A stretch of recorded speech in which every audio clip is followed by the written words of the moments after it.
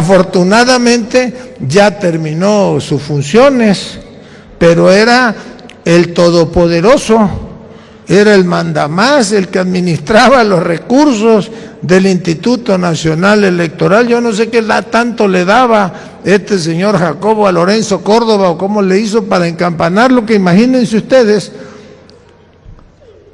el presidente del Instituto Nacional Electoral abdicaba de sus funciones y era el secretario ejecutivo el que decidía sobre el destino de los recursos del instituto. ¡Tómala! Esto lo señaló el secretario de Gobernación Adán Augusto López Hernández en Jalisco. Escuchemos lo que sucedió. Estamos viviendo en el país un momento trascendental. Hoy en la mañana comentaba con el presidente que venía aquí a Guadalajara y que veníamos a hablar de la reforma electoral. Y me dice, hay que ir, no nada más a Jalisco, sino hay que ir a todo el país, porque evidentemente hay un bloque opositor a todo lo que representa este proyecto de nación, la cuarta transformación de la vida pública del país, y que ha venido construyendo a base de mentiras, de falsedades, de inexactitudes, un discurso que creen ellos que con eso van a descarrilar lo que este movimiento representa. Y nada más alejado de la realidad.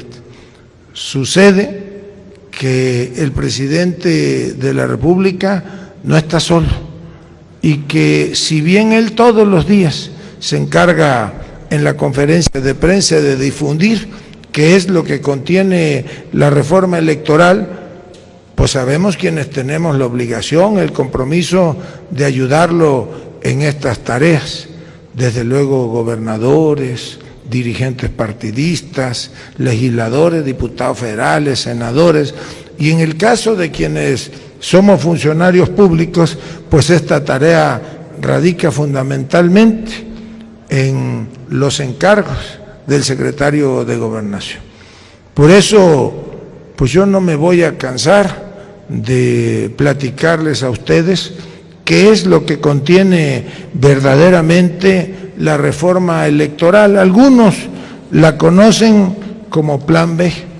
En realidad, pues es una reforma electoral muy bien redactada, es una reforma electoral a profundidad y que surge de la necesidad de ir cada día perfeccionando primero los mecanismos de participación democrática que tenemos los mexicanos y en segundo lugar, pues reordenando las tareas del Instituto Nacional Electoral.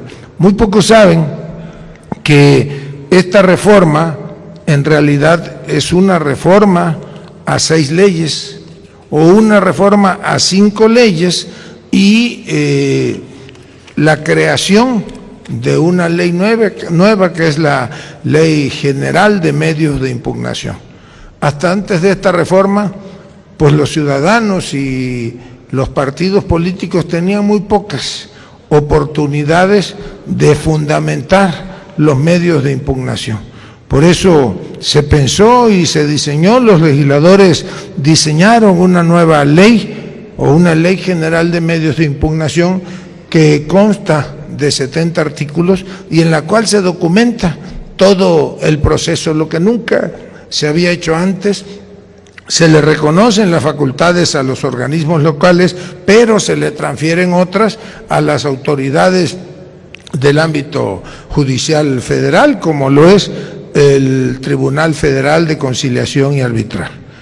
Es una reforma diseñada, entre otras cosas, para que los mexicanos gastemos menos en los procesos electorales.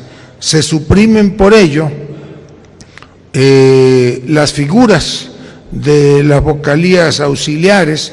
Estos constaban de 5 miembros, 300 juntas auxiliares.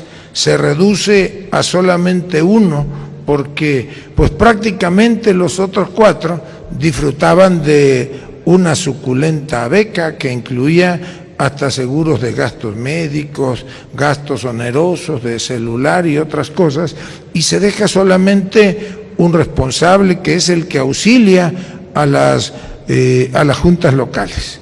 Las juntas locales se reducen de 5 vocales, se reducen a 3.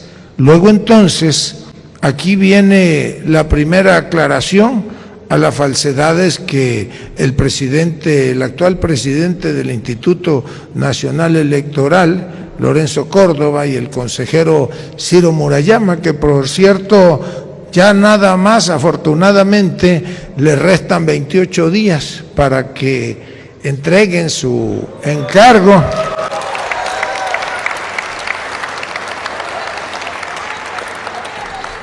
Ellos han sostenido que por esta reforma electoral se van a despedir a 8,000 trabajadores. Nada más alejado de la realidad. Efectivamente hay algunos que van a quedarse sin empleo, son 32 juntas locales. De cada una de ellas se va a despedir o se va a reubicar a 2 vocales que, como los comentamos, pues eran gente que no tenía mayor ocupación. 32 por 2 pues son 64, si quieren podemos hasta llevar ahí la cuenta. Y de las juntas auxiliares pues son 300 distritos electorales, 300 juntas auxiliares, por 4 son 1,200 integrantes de esas juntas auxiliares.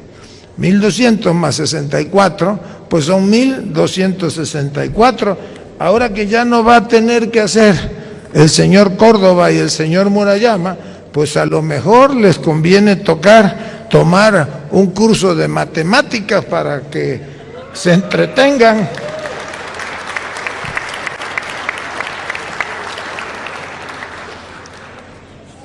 El resto del personal que labora en el Instituto Nacional Electoral es intocable. Sí hay algunas áreas que sufren algún ajuste, pero ese personal de áreas administrativas o de la Secretaría Ejecutiva pues forman parte del servicio profesional de carrera. Luego entonces se les va a reubicar en otras áreas. Miren, el INE tiene aproximadamente 17,500 trabajadores, desde el más modesto de los trabajos hasta el más encumbrado, nada más que tiene una burocracia dorada, una élite. Ahí hay un señor que es el secretario ejecutivo, Edmundo Jacobo. Edmundo Jacobo pues terminó sus funciones con la entrada en vigor de esta ley. ¿Saben cuántos años tenía el señor Edmundo Jacobo ahí como secretario del Instituto Electoral? No, tiene 30 años como funcionario del Instituto Electoral, pero fue electo para un periodo que ya se le había vencido, y entonces utilizaron algo que los abogados conocen como chicana. Él fue electo en abril del 2014 como secretario ejecutivo. ¿Ustedes se acuerdan de aquella cosa que le llamaron Pacto por México? Bueno, pues de eso se derivó en aquella época una supuesta reforma electoral que, entre otras cosas, convirtió en ley añejos reclamos del hoy presidente Andrés Manuel López Obrador. ¿Se acuerdan del voto por voto, casilla por casilla, por ejemplo? Pues esa reforma lo que hizo fue permitir que eso se convirtiera en una realidad, que se fortaleciera el trabajo del Instituto Nacional Electoral, y en esa época, en abril del 2014, se le eligió como secretario ejecutivo a este señor Edmundo Jacobo. Pero fue extrañamente reelecto por 6 años más el 10 de abril del 2020, o sea, él, de acuerdo a esa mañosa reelección, terminaría en sus funciones hasta el 2026. Pero ¿saben qué alegaron? Porque ese cargo no admite la reelección. Entonces lo que alegaron fue que como anteriormente se llamaba el IFE y ahora se llama el INE, pues no era el mismo cargo y por eso lo reeligieron. Afortunadamente ya terminó sus funciones, pero era el todopoderoso, era el mandamás, el que administraba los recursos del Instituto Nacional Electoral. Yo no sé qué tanto le daba este señor Jacobo a Lorenzo Córdoba o cómo le hizo para encampanarlo, que imagínense ustedes, el presidente del Instituto Nacional Electoral abdicaba de sus funciones y era el secretario ejecutivo el que decidía sobre el destino de los recursos del instituto.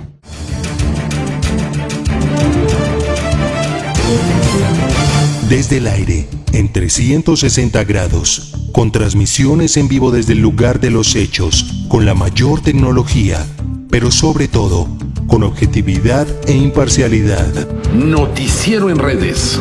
Honestamente, te informamos.